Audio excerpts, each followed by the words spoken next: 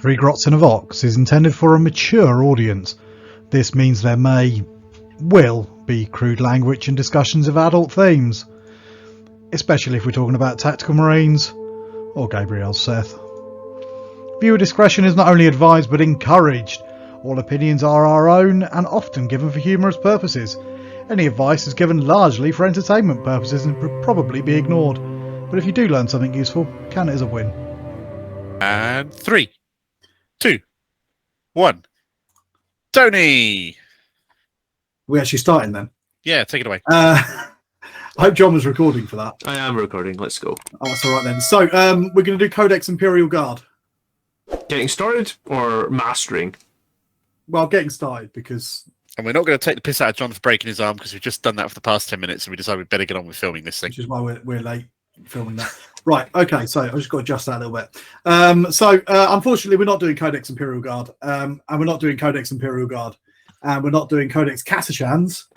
We're doing Codex Astra Militarum, which is the new and interesting book.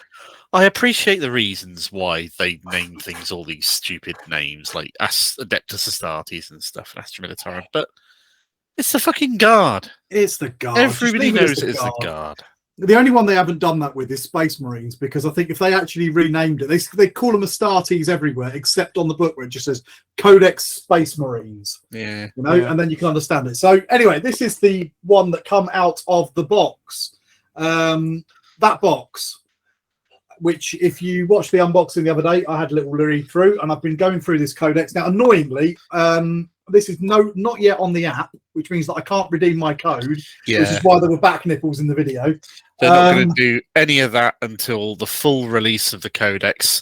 They're not going to update the balance data slate until the full release of the codex, and it's all just a bit silly, really. It feels a bit weird because it's actually a pain in the ass because I was going through trying to make lists and stuff, and of course I can't use the app or anything. But anyway, so I need to get this out of the way right away. No, it doesn't stand. Abaddon blew it up. Just getting that out of the way. Cadian's gone. Let it go. But they retconned God knows how many things. Surely Cadia still stands, right? No, it doesn't. And it just bugs me a little bit because let it be blown up. Let Abaddon have his win. All right? He was a sore loser. We know that. And, you know, it's like, oh, I'm losing the battle, so I'm going to drop a Blackstone Fortress and blow it up. But he still blew it up. Yeah. You know, you can say Cadia stands, but it fucking doesn't. It's in bits. The Guards still stand. The Imperium still stands. Lots of Cadians are running around without a home, which now doesn't make sense that there's so fucking many of them. All the Cadian soldiers that have been shuffled all around the entire Imperium, I suppose. They're still about, but Cadia, as in the place, doesn't fucking stand. Thanks for that. That's important. Get that out of the way. That is important. That needed saying, and I'm glad we put the focus on that we did, because there's every chance that might have gotten out of your system now. I was going to say, you guys need to keep me up to date on the lore, because you know I don't read it. All right, so back when Guilliman turned up at the start Before Guilliman, well, it's sort of about the same time, wasn't it? It was in the same set of plot books where Guilliman turned up and the Inari and Ivrain turned up. It was the end of 7th. It was the big finale of 7th edition. The first book of that, where Belisarius Cawl turned up as well for the first time. Gathering Storm? Gathering Storm Part 1 was Abaddon attacking the planet Cadia, and GW did some kind of retcon stuff where all the previous Black Crusades that failed were all a part of the master plan. And he was going around the galaxy blowing up these Necron pylons that held real space. Useless. That's what he was. Solid. And Cadia had been the central hub for all these Necron pylons throughout the galaxy. And by taking Cadia and blowing it up, that is what caused the gigantic Eye of Terror warp rip across across the galaxy. And Belisarius Cawl was on there, and Ivrain was on there, and they escaped through a portal into the webway, and then they fucked off. And then they went and resurrected Guilliman, and then they did stuff. Got lost in the warp for a bit, did a bit of Crusade bits, wandered about a bit, then ended up on the moon with Magnus. Yeah, and Asaka Creed got kidnapped by a Necron and put into a Tesseract labyrinth as part of his collection. He got pokeballed. Yeah, he absolutely did.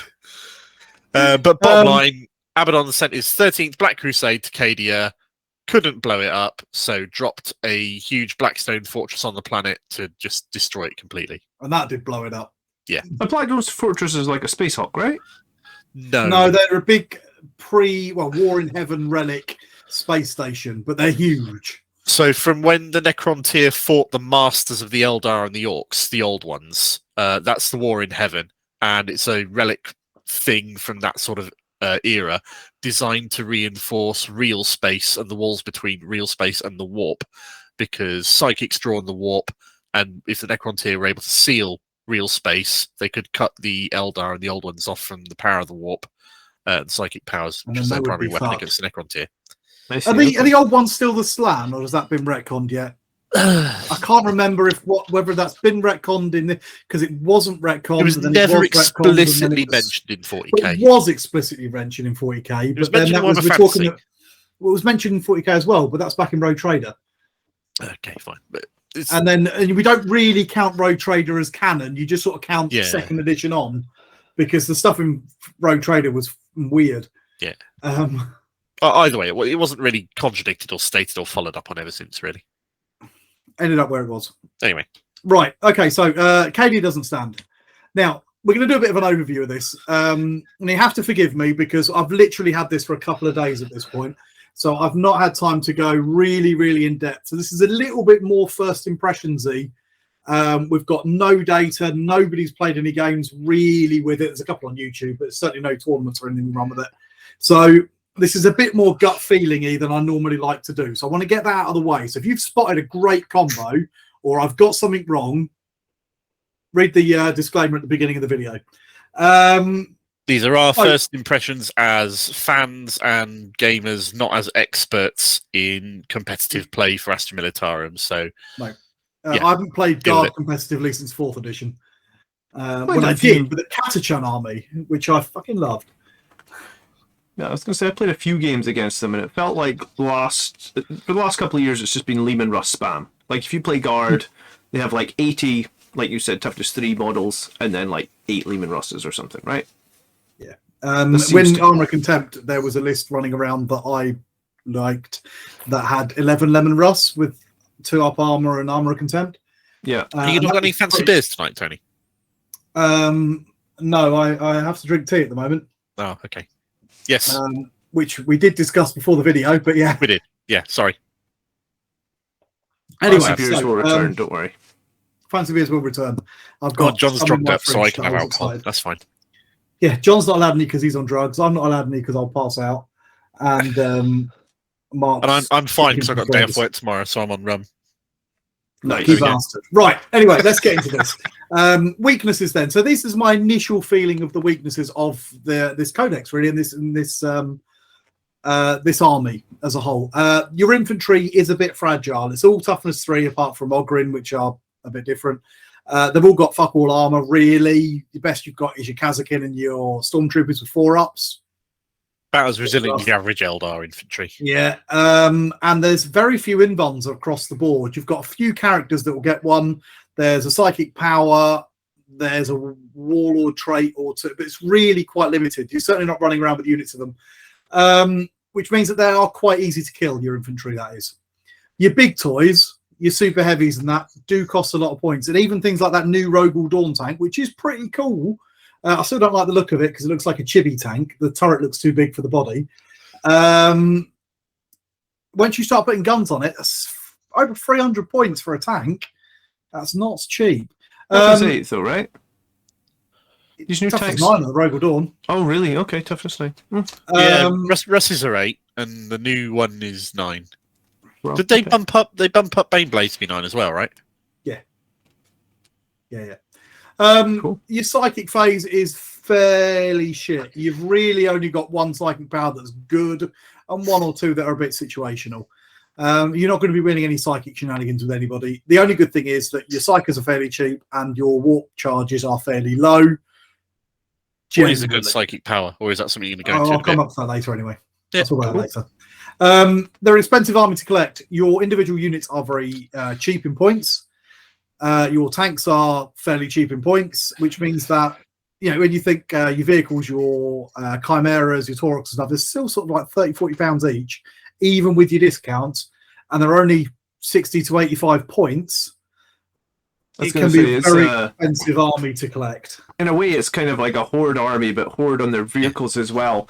I played against a guy at a tournament with a Tempest Science / Torox Prime list, and he had like 5 Torox Primes, and he had like, I want to say like 17 squads of Tempest Primes or something. Yeah. So I mean, like 17 boxes at 20 quid a box. Was this that Deep Strike Plasma list you fought? Yeah, I fought it twice. Both I beat it once and lost once, but yeah. You have a lot of stuff. You have, like, you think Sisters of Battle have a lot of models on the board. Which means around that, committing to painting the army is going to be a bitch as well. A bit of a absolutely. Yeah, these are up there with Admech as one of the more and Genestealer Cults as one of the more expensive ones. And there are a few budget boxes. There's the new Combat Patrol that's coming out, which is basically just the Acadia Stands box without the Codex and that. But that's not got many of your core units. It's got some infantry, but you also got under tanks and shit. That could be 500 points in that box. It's a lot less than 500 points. I don't know how they can call it a combat patrol because it fucking isn't one. It technically fulfills the criteria of patrol. Yeah, it's definitely a patrol. It's got a troops choice, and a troops choice. And some other stuff. Yeah, heavy sport. So it's expensive, and some of the models, especially the vehicles, are really old sculpts. Now, it's not necessarily a bad thing, but it does mean that the vehicles can be a little bit tricky to assemble. They're a bit gappy. They take a bit of faffing around with. Having built a lot of them for people recently, they're not the best kits to build. So that's kind of a bit gappy. That's kind of our weaknesses, really. There's not that much to talk about. So if I flip over to our strength, and really the strength is fucking everything else. And I'm going to get this out of the way right away. I think at the moment, with my first read through, I know there's no data to back this up or anything. This is just my gut feeling. This might be the strongest codex out at the moment. But you're the only person I've heard say that. I'm not going to discount your point of view, but I have heard other people express other points of view. Not that it's shit, but more that it's average and not OP. It's one of those ones that it's got so much variety. You can build some really, really powerful. If you want, you can build a beautifully balanced list and have a really great time. If you're playing with your mates, this is perfect. This is great. But you can build some really broken stuff with this. I hope you've got really broken stuff with this. Broken stuff to preview. I've got a couple of ideas. Yeah, demoralize John Knight. Let's show him the new set of cheese that's going to be beating his ass for the next 6 months. Let's get. I'll go back to that for a second, and maybe these things are enough to counteract that because they. But really, first read through, it's really fucking powerful, and it's subversively powerful as well. It's not in the data sheets. The data sheets are fine. The points costs are fine. It's when they come together. That's when they get powerful. The way you can stack things. I really like that new Commissar model in the middle. I think that new Commissar model's very cool. I like all the new models apart from the Rogal Dawn. Commissar up just for the sake of it. Because the turret's too big. In fact, the picture of a Rogal Dawn on the back of this book looks better than the actual Rogal Dawn because the proportions are all sort of in balance with this. But in the actual model, they're all over the place. Why is that turret so tall? It looks like the tank out of Metal Slug. Or Dominion Tank Police. I was going to say, it looks very different to the picture, doesn't it? It does. The picture looks great. The model looks wank. So have you seen one in person yet? No. It could be better in person. Yeah, it's always worth reserving judgment on that. Absolutely. Strengths then. Orders. Yeah. You've got the best armor in 40k, the best tanks. Just flat. You've got the best tanks. You've got the best artillery. You'd no longer have the thing, which means you ignore the penalty to AP and hitting. But then at the same time, all your artillery is gained a point of AP and through complicated things gets +1 hit. What? So your artillery lost the ability to ignore the rules about artillery and no line of sight shooting. But then all your artillery got better to compensate. Right. Okay. All right.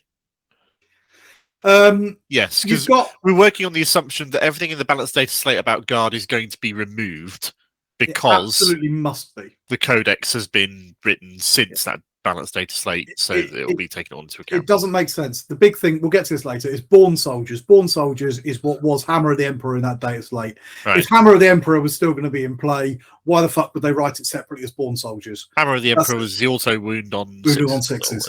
Yeah. So it's not in play, and if you're playing it like it's in play, then you're cheating. So you've actually got some deceptively fast, hard-hitting units, and I'm going to show you some faster things later that can hit really hard. You look at it, you think, oh, a 6-inch move, but there's some ways of bringing that up a little bit. Your Sentinels are pretty good. You've got a lot of vehicles. Transports are pretty good for these guys. So actually, you can move quite fast, a lot quicker than you would expect for armor. You know, and if tanks, even though it move 10, that's still 4 inches more than infantry. And there's lots of ways of advancing and shooting. So you've got great infantry. Individual guardsmen are rubbish, but when you stack them up and you stack up Born Soldiers, which is Hammer of the Emperor for auto wounds, and a few of the strats and things, suddenly your very cheap basic guys are doing a lot of damage. You've got incredibly flexible army construction. There is not one way to build an army that's good in this. So far that I've seen, maybe the numbers are going to prove me wrong on this. We don't know.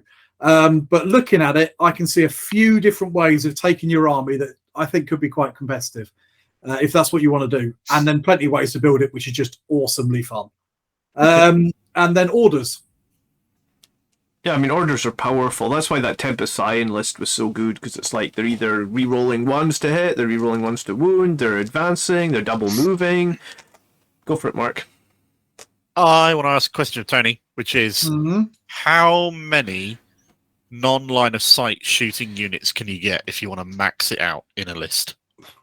Right, I'll have to work this out, because the answer is fucking loads. Quite a lot, I would imagine. Like seriously loads, because I mean, I'm not going to go through the whole book because it'd take me too long. But just looking at the, if you wanted to take like 3, let's say we're playing rule of 3, so you can't take more than 3. So we have got Death Strikes. That's 3 of those.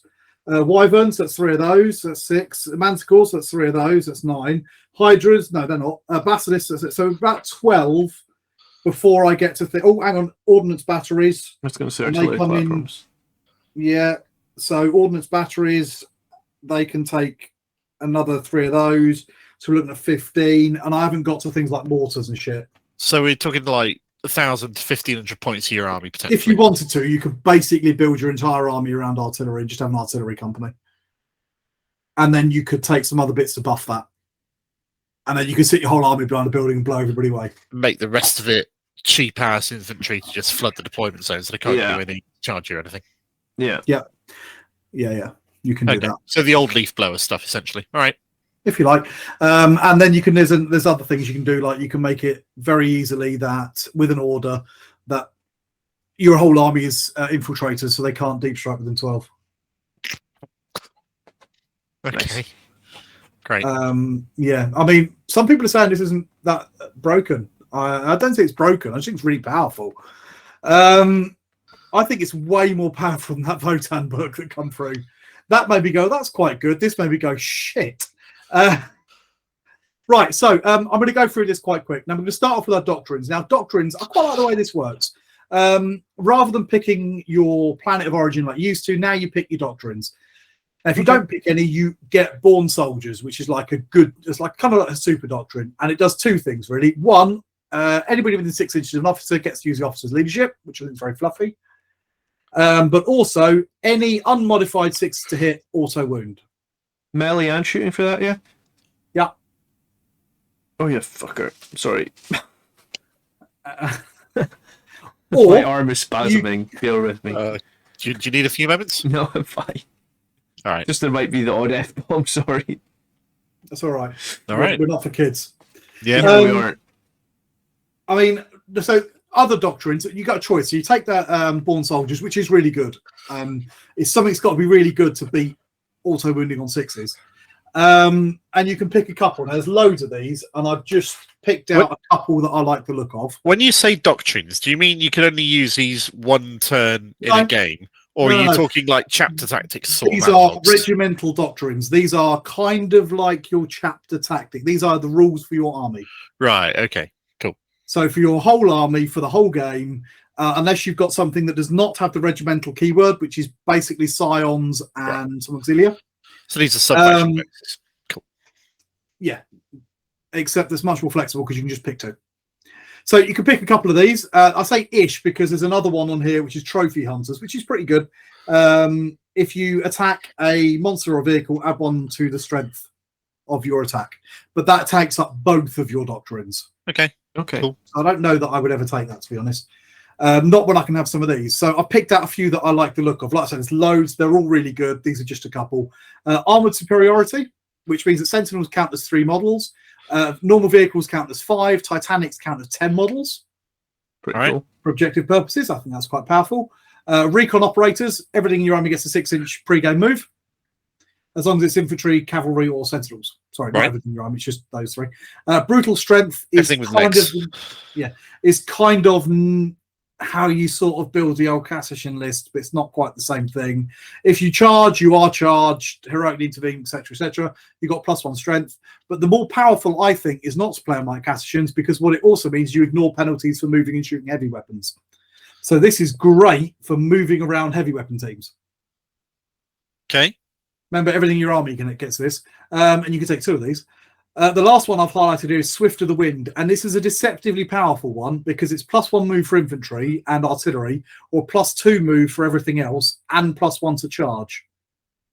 That's pretty cool.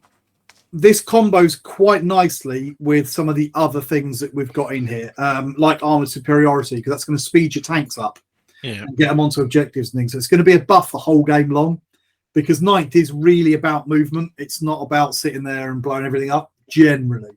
Yep. So there's, like I said, there's loads more in here that are quite powerful, but I've just picked out those. Now, the other thing that's quite important to note from this is that these doctrines also alter your keywords. So let me give you an example of that. You could take a doctrine, Grim Demeanor, which would mean you gain the Grim Demeanor keyword, and you would, each time a combat attrition test is taken for a unit with this doctrine, you can ignore any and all modifiers. It's a bit of a rubbish one.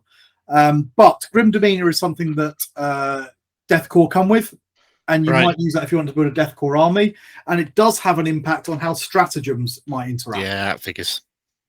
So stratagems might be cheaper if you've got the right doctrine, or they might not apply to units that don't have this specific keyword and things like that.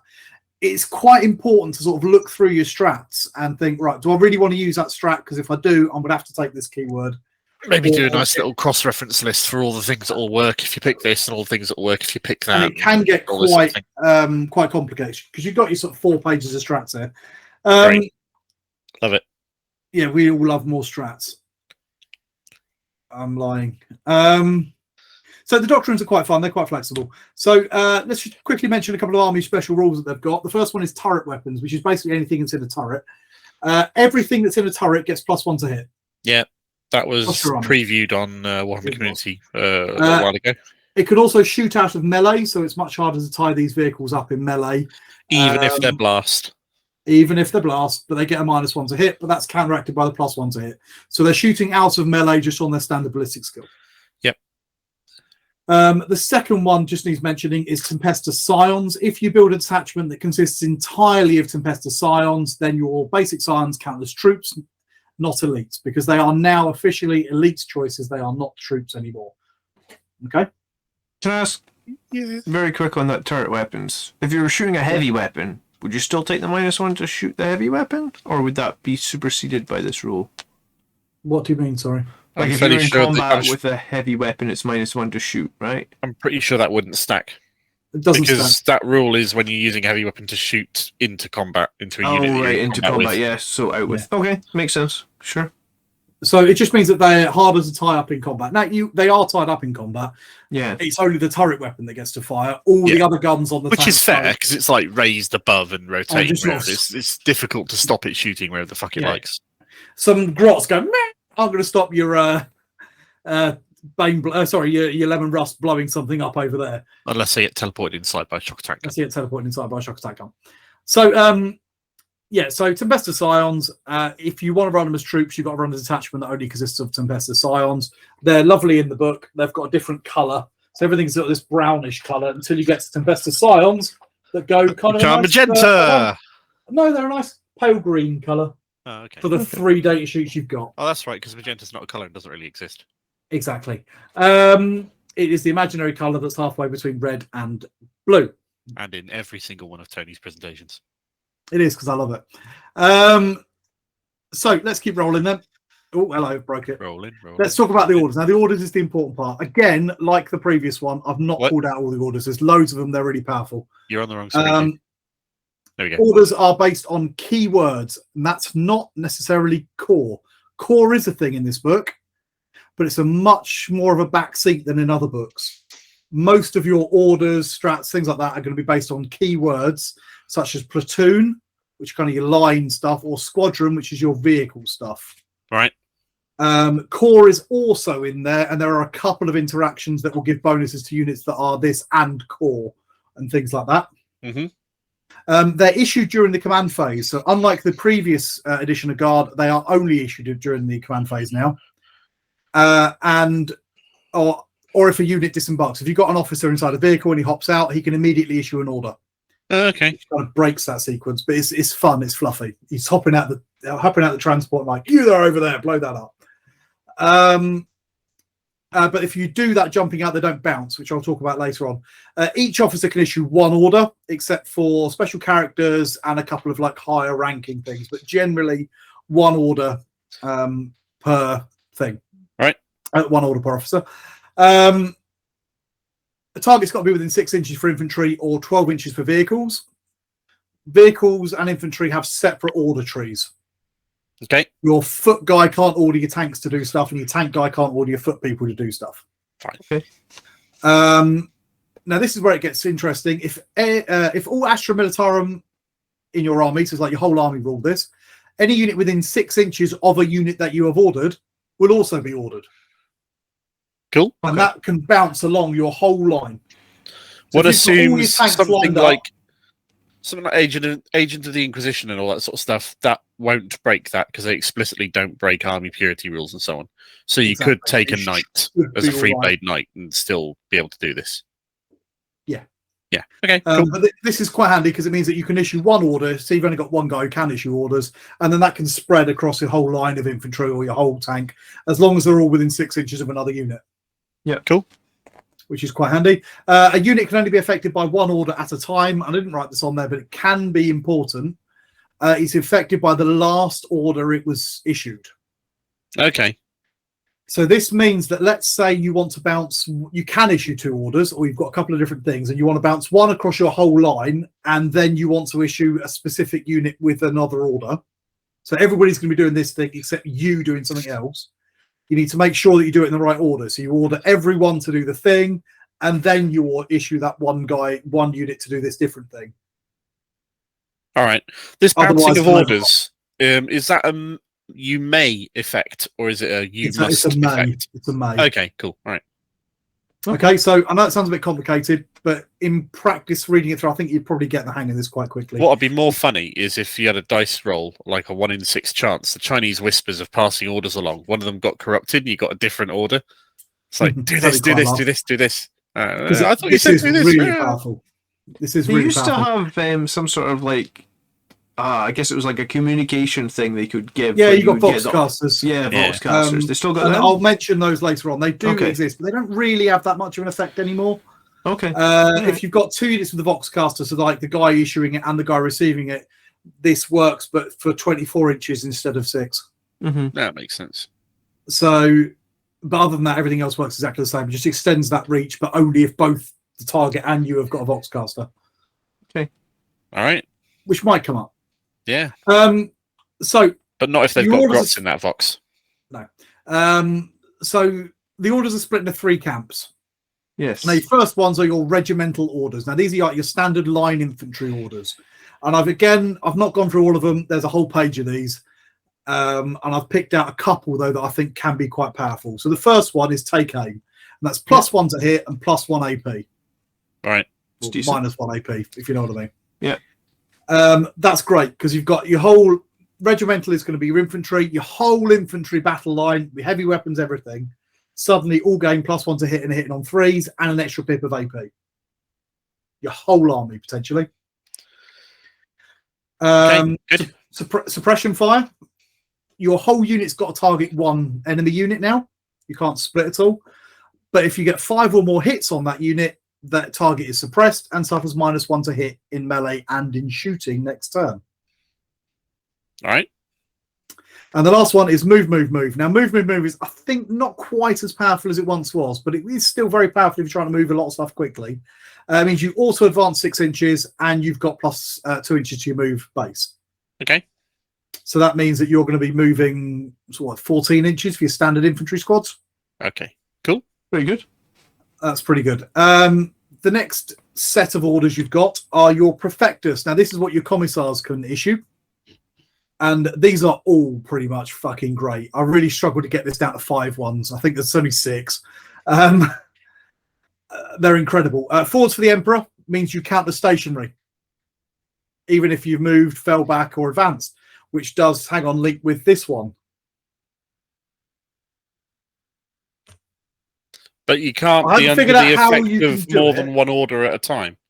I haven't figured it. Well, I have sort of figured out there is a way you can do this, I think, because there is a regimental doctrine that means you can get out of a vehicle after it has moved.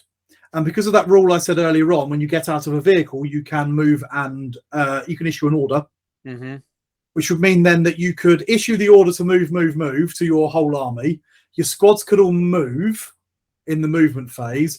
Then the guy could hop out of the vehicle and issue a new order to immediately countermand that and let them all fire as well, or let them fire as well. It's only going to be on one unit, but that sounds like bullshit.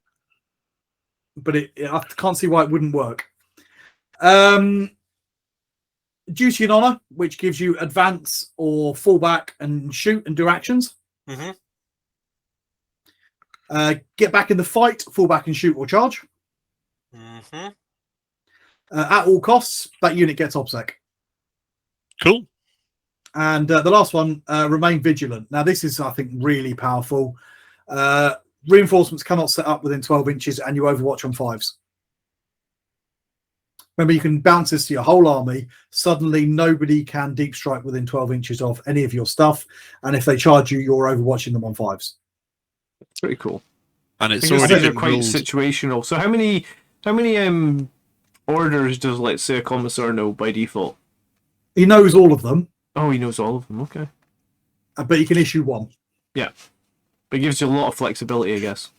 Are they automatically issued, or are they like litanies and only successful on a roll of a 3-up or some shit? You just issue them. None of that anymore. Okay. Order goes off. I would like my army to have +1 to hit and 1 AP extra, please. Thank you. Cool. So they're powerful. And then the last set are the mechanized ones. Now, I picked out a couple of these. Pound them to dust. Models count as double the numbers there are for blast. Nice. So that unit of 3 is now 6. Yeah. That unit of 7 sanguinary guard is now 14 sanguinary guard and eligible for big blast. That's crazy. That's good. That's not good. I mean, it's good for the guard. Yeah, it's fair. Remember, there's chains as well. So my whole artillery battle line for all of those basilisks that don't need line of sight. They're going to be getting, maximum 12 shots, is it? Right? They're going to be getting maximum shots on your squads of sanguinary guard behind anything that. with 6 or more. Great.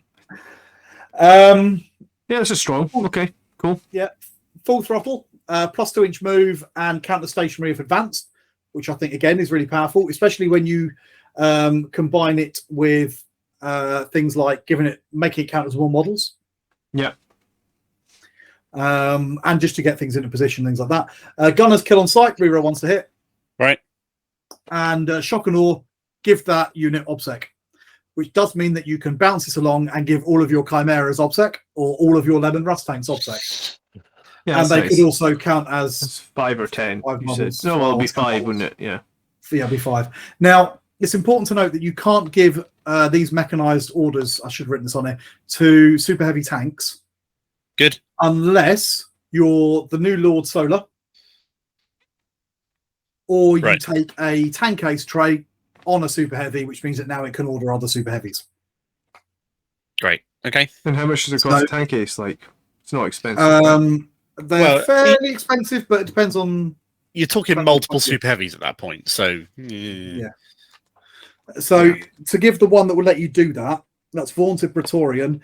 If you put it on a super heavy, it will cost you 30 points. Praetorian, he's in the wrong universe. That's fantasy. But 30 points to mean that your Baneblade or whatever counts enemies double their numbers for blast. Okay. That's a lot of extra shots potentially, especially if you might have 3 Baneblades.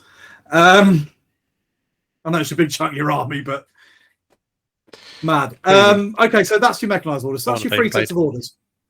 I think they're wicked. Now, I've not.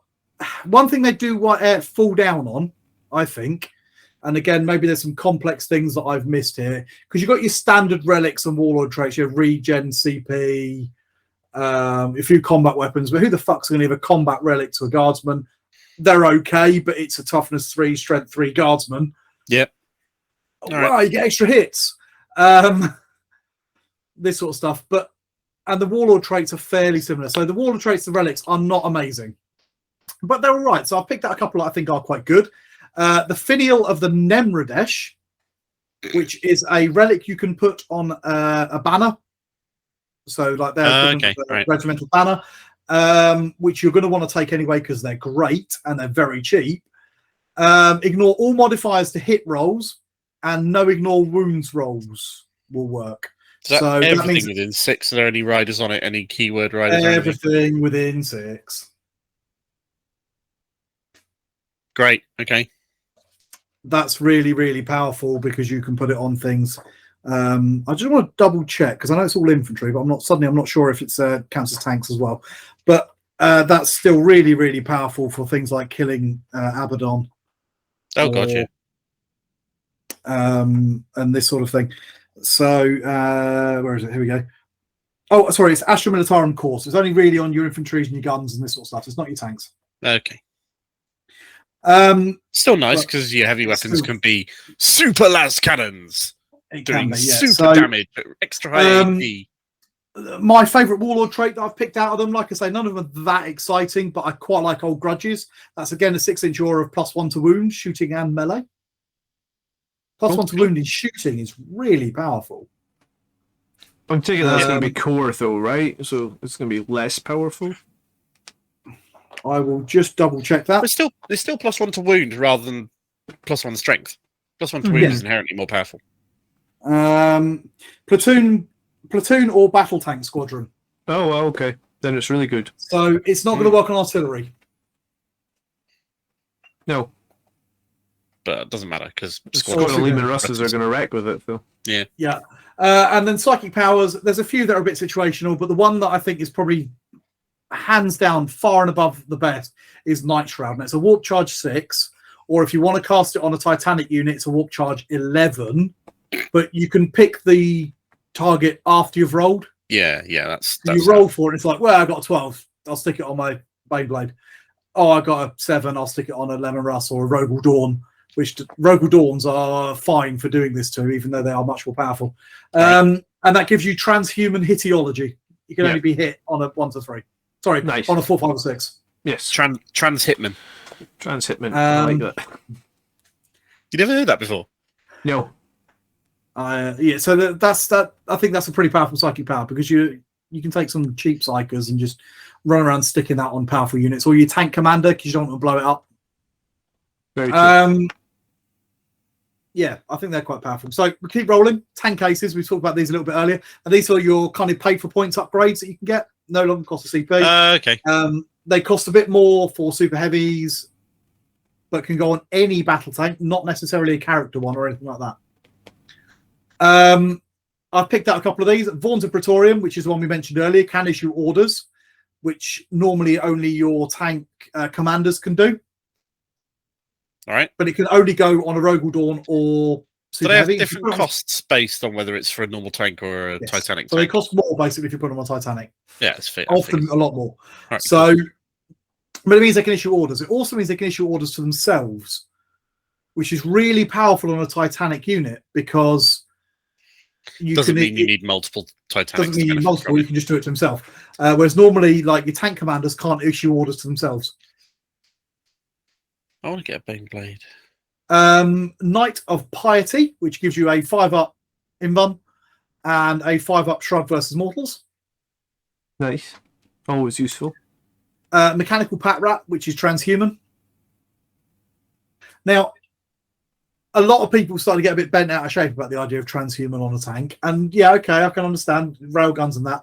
But a lot of the time, when you've got your toughness 8 tank, not much is wounding on much more than a 4 anyway with your multi-melters and things like that. They're already wounding on a 4. It's not going to be a benefit. It's only really going to be a benefit against super heavy anti-tank weapons. Yeah. And then it is going to have an effect. Yeah. So it's going to have an effect if people shoot railguns at you, but a lot of the time I don't think it will. So it's not quite as powerful as it initially seems. And Veteran Commandeer. Sorry. This one's a deceptively powerful one because it lets you pick an extra bonus doctrine that you have not picked for your army.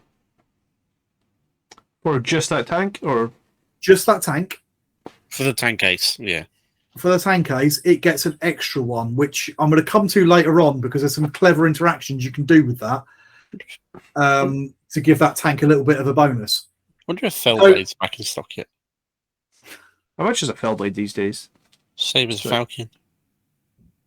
I think when I bought my Falcon, it was under 200. I think they're like 220, 230 now. 270, I thought, these days. Whoa. They're getting really expensive, some of those. Oh, no, Fellblade 220 now. 220. There you go. Okay. And is in stock. So, tank aces then. Strats. Again, 4 pages of these. I'm not going for all of them. I've just picked out a couple that I think are quite powerful. The first one, Armored Fist. If you've jumped out of a transport, 1 CP, you can re-roll all your wounds. Nice. Ingrained Precision. Now, this only works if you've taken Born Soldiers. Right. Which is your standard doctrine. But it means you auto-wound on a 5-up instead of a 6. It also means... Sorry? No, I was going to say, are Ogrins still pretty decent in combat? They seem like they'd be good for Armoured Fist, would they? They're not too bad. They're all right, yeah. They're not stellar, but they've all got -1 damage now, which makes them a bit tougher than they were. Yeah, I'd expect them to be more tanky than Killy. They're more tanky than Killy, and Bulgrin are even more tanky than Killy. Really? Yeah. Before at the end of this video, tell me the profile on Ogryn, because I've had them spank my Sanguinary. Like a 5-man squad of them have spanked down my Sanguinary Guard before. I want to know how strong they are. Okay. Well, I'll just look it up now, because otherwise I won't remember. Because they have a 2 damage weapon, that's the problem. I've not picked these guys out as one of my more powerful units. Ogrins, squad of 2 to 5. They get 4 attacks each. They're strength 6. In melee, they are strength 6, AP -1, 1 damage. Oh, really? What about if they have the clubs? Or is that it? If you've gone Bulgrin, which is not quite the same. So the Bulgrin ones, which are the armoured ones. If you go with, you've got a choice. You can have the Mauls if you don't want any shooting. Now, the Bulgrin Mauls are +1 strength, so you'll be hitting a strength 7. AP -1, damage 2. Okay, they took a point of AP off them, I think. No, so what if you want to play an Ogryn in Darktide? Can you play an Ogryn? Is he melee? So there's 4 classes in Darktide. One of them is an Ogryn who's got like this fucking great big shotgun. He's really strong. He's really tough. Then you've got a Psych who does debuff stuff. Then you've got a shooty guardsman type. And you've got a charge at you with a Thunderhammer faithful sort of type. I'll go Ogryn then. Well. Oh no, John wants to play it. I don't care, to be honest. I'm wildly antisocial anyway, so I haven't got a fucking clue what I like to play as. Right, anyway, let's keep going. So back to Born Soldiers then. Also wound on a 5-up instead of a 6. Mm-hmm. You've got a lot of lasguns that are now also wounding on a 5, and it Very counts true. as a 6 to wound. That comes in important later. Great. Overlapping fields of fire. Brilliant. I told you this was overlapping fields of fire, which is now spelt wrong. It costs 2 CP. That means that's the first thing you've noticed in this entire presentation that has been spelt wrong. Have I filled it with spelling mistakes?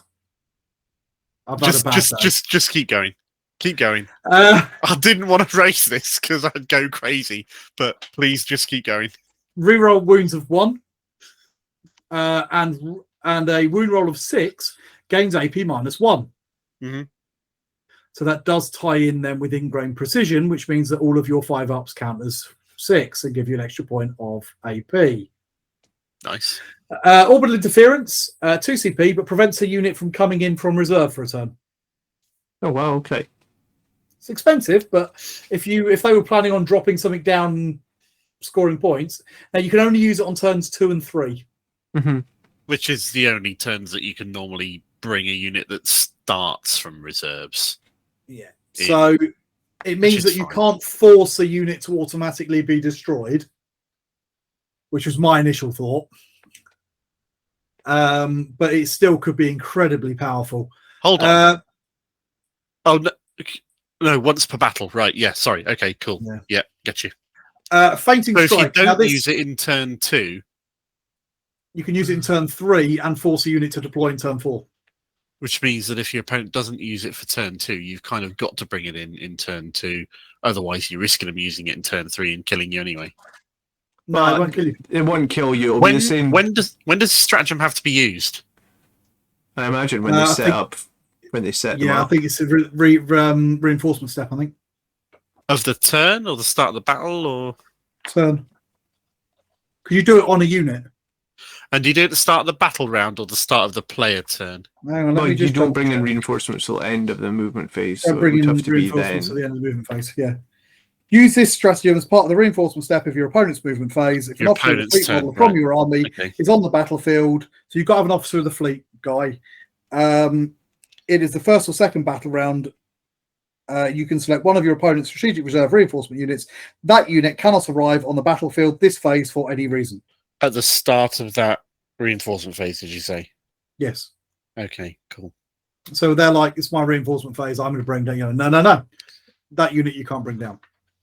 Pretty cool. Situational, but pretty cool. Situational, but could be very powerful. Hmm. Fainting Strike costs 1 CP. Only works on Rough Riders. Fall back and charge.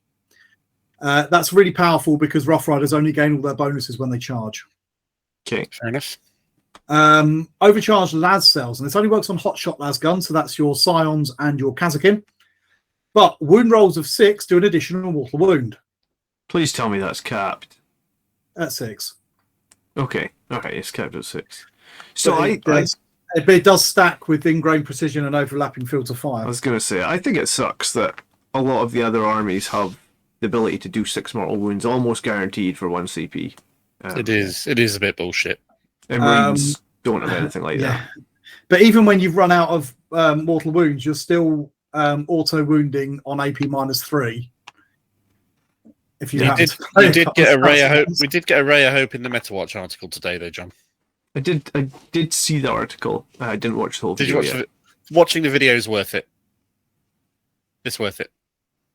You get a little bit more through on what they're planning and what they're not planning. Cool. If you read I'll watch it again for sure. Anyway, sorry. Please continue. And the last one that I've picked out is ablative plating. Then this only works on vehicles. If you've got a normal vehicle, it's 2 CP. If you've got super heavy, it's 3 CP, which is -1 damage. Which is still nice.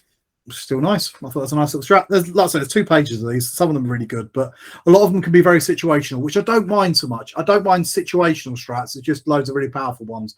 And these ones, because if you don't mind having a lot to run at once, maybe you've got a lot of CP for some reason, you can stack it all together and blow stuff up. So moving on then, notable options. I've put notable options because not all of these are data sheets.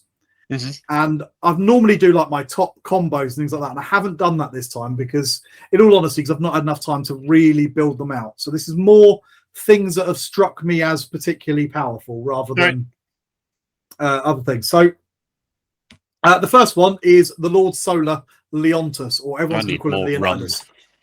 Where's my rum? Now, this gentleman has got a fairly average stat line. He's all right in combat. He's got damage 2 weapons, strength 6, this sort of stuff. And he's fairly durable, but he's a heroic senior officer. That means within 6 inches, reroll 1 to hit and wound. He gets one unit, which has to be a core, a character, or a battle tank. Reroll all hits and wounds. Nice. Commanding authority. He knows all the different types of orders and can issue 3. He can also issue mechanized orders to super heavies. Okay. He gets an extra CP for your army, or you can swap your secondaries after your opponent has picked theirs. Wow. Wow. So you pick your secondaries, they pick their secondaries. You go, do you know what? Actually, I'll choose these ones instead. Hey, John, how many points is this guy compared to Dante? 5 more. Do you know off the top of your head, by any chance? Yeah, Maybe. 5 more points. 170 points. This guy's They didn't learn anything, bargain. did they, when they give Sisters of Battle reroll hits and reroll all wounds from Morgan He's not Fox? nearly as Fucking powerful in like combat or shooting. He's got some fancy pistol, but it's still a pistol. Sure. It's the reroll all. I don't think Morgan Val is that useful in combat. I think it's the Dante's reroll hits axe and all relic wounds. blade. Come on. Yeah. Ugh. So he's pretty powerful, but it's all his special rules. It's not his stat line that's exciting, so that's why I brought the line again. So he's the first one I picked he's a out. general. He's a leader. He buffs. He makes everything around him stronger rather than being a heavy hitter himself, which is fine. Which is fine. It works well, but he's very cheap for what he can do. Yeah, for 170, you'd be foolish not to take him. I'm trying to think. I think he's so. Is he 50 points cheaper than Trajan Valoris, who only gives reroll 1s? Yeah, that's true. So the second one I pulled out is Ursula Creed. Now, again, pretty mess stat line. We don't really care about that because that's not what she's for. Now, she can order any unit that she orders directly, so it's not bounced along, gets +1 strength to the ranged attacks. Cool. Okay. I suppose it's nice if you stack it with a +1 to wound as well. She can issue 3, but only regimental orders. Because she's a regimental leader. She gets 2 CP rerolls, which means, so of course, normally in a phase, you can only roll 1 CP reroll. If you've got her, you can roll 2, but they're still not the most efficient use of your CP. So that's the Eldar Autarchs have that same ability, and frankly, no one ever uses it. No. Okay. But the thing is with her is that she can issue 3 orders. The orders are quite powerful, and she only costs 80 points. Yeah. The rerolls is obviously a lot less useful with the reduced amount of CP, but that might be going away in Jan. She's still got your standard aura of reroll 1s to hit and things like that. So that's pretty good for 80 points. I think if you don't want to take the full fat, she's not a bad substitute. You could. Command squads. Now, these are little 5-man units, but all of their upgrades are free, which means you can stack them with the special weapons like you used to, or you can start bringing other things. Now, I really like the banner, because the banner gives a 6-inch aura of reroll 1s to wound. Nice. And lets you take that wicked relic from earlier. Mm-hmm. You can also stick a Vox in there, which means you can issue orders to 24, because there is a leader in that unit, like a company commander, and he can issue 1 order and it adds 24.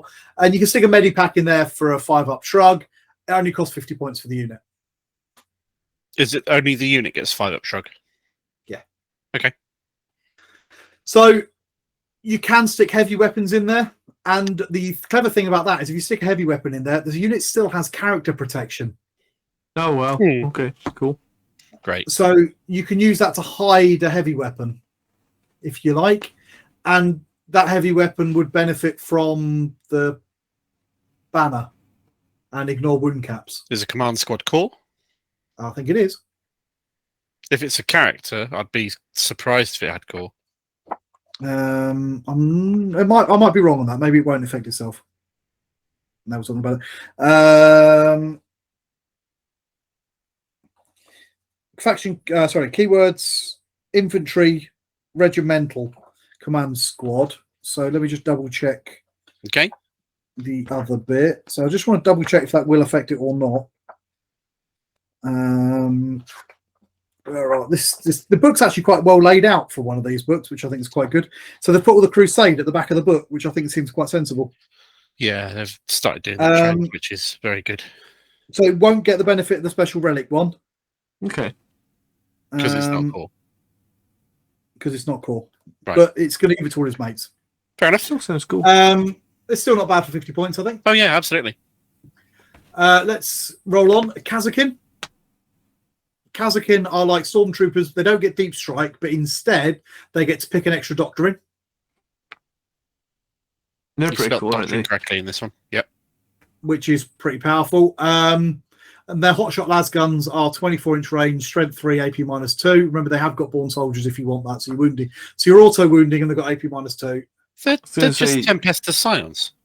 They look a lot like Tempest Scions, different helmets, I think. They're supposed, in fluff, they were like the Cadians' own special forces. Right. Whereas Tempestus Scions, of course, are educated in the Schola Progenium and things like that. They're not. These are Cadian Kazakin. They're not Schola Progenium. Right. I wonder if you give them the doctrine so they get +1 to hit and an additional point of AP, and then you basically have for 100 points a whole unit that can rapid fire has AP -3, and then when you pay that 1 CP to do auto wounds or do mortals on 6s, suddenly you've got a pretty nice unit for 100 points. Yeah, you've got a very nice unit for 100 points. For 10 points a guy, these are pretty good. I mean, they're still basic infantry, 4-up armor save and so on and so forth, but they stack really nicely. So -3 and because they've got AP the for Cadian, and because they've got the Cadian keyword, there's a couple of extra strats that can work for them, like Vengeance for Cadian, which is still a thing. It's not quite as powerful as it used to be, but it will still work on these guys. Nice. Vengeance for Cadia. Each time a unit makes an attack into Chaos, add 1 to wound on addition to all the other things. And then you've got fallen then. Yeah, I know. And then you can also use Cadia stands to give them transhuman for a CP. Oh, cool. Great. It's all right, but you might have better things to spend your CP on, but you've got that. Yeah. So Kazakin seem really quite good, actually, for the points. They are elites, which limits them a little bit, but remember, you can give them an order to make them obsec. Rough Riders. Now, Rough Riders are terrifying. Now, I was chatting to someone the other day, and he was like, looking at these, they look like Death Company. They've got a couple less attacks, but they've got 12-inch move. Yeah. Weapon skill 3 up. Yeah. Strength 4, toughness 4, 2 wounds, 2 attacks, 3 for the sergeant, and a 4-up save, which apparently the 4-ups disappeared. Oh, no, is there? But what makes them good is they've got the hunting lances. Now, they can do a frag, which means you crap, but you get 2 extra hits for each hit you make. Yes. Chaff clearing. Or Melter, which is strength +2, AP -4, flat damage 3. When do you have to choose what they're equipped with? No, they've got both. List writing, or do they always carry both? They've got both. You choose it when you make the attack. You choose it when you fight, which means that a unit of these on the charge, a full unit of these on the charge, will put a knight into its bottom bracket on average. And how big is a full unit? 10. 10. 200 points. You could easily run like 2 or 3 squads of these. I know they only hit at strength 6 and not strength 8 like Death Company do, but they've got AP 4 and they're hitting on 3s. And I was going to say, and they can have an order attached to them too. Yeah, they can have an order attached to them. Buffs to make them. And all the other buffs. And if you take the right doctrines, you can make them faster and you can make them hit even harder. I think the main downside. Sorry, go, Mark. No, go. I was going to say, with that sergeant that we talked earlier, with the full rerolls to hit and the full rerolls to wound, you have the same problem with these guys potentially that you will have with like Sisters of Battle, Repentia, or Nick. You just give one. You can take 100-point score to these guys. You give them full rerolls to hit and wound, and you move them forward 12. And I mean, anything they charge, like Tony said, even knights and stuff with full hits to reroll and wound, it's just going to be too much AP -4. Damage 3 for people to deal with. Kill anything here. Their weak point is the fact that they are cavalry, so they struggle with terrain a little bit, and they're not that tough with only a 4-up save and toughness. For 100 points, that'd be 5 of them, so that'd be 11 attacks. They're pretty good. They're very good. And then you get a 6-inch pre-game move as well from a. If you take the right doctrine. Or what was that? No, that was. Take the right doctrine. So you can take a doctrine which you give them this. You give them a 6-inch pre-game move, and you give them the other one to give them swift as the wind, which gives them move 14 and +1 to charge.